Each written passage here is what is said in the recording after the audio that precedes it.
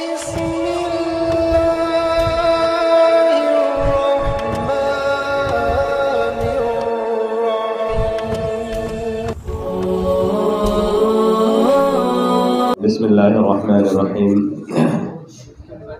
सबसे पहले तो हम ये जो मेहमान आए हुए हैं मदरसे की दावत पर, अपने हमारी दावत पर लब्बैक कहा, इसके लिए तहे दिल से हम आपके शुक्रगुज़ार हैं।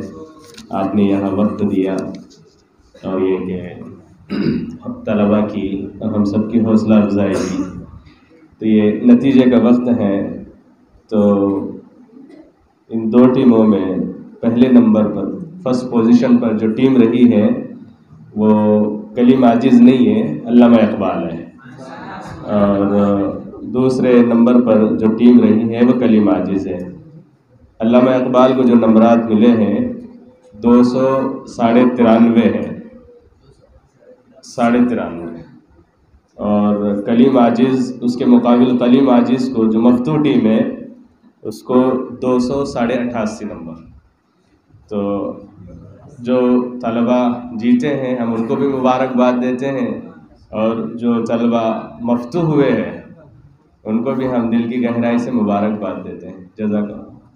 खदीजा तालिबा है, आपके सामने कुछ पेश करेगा।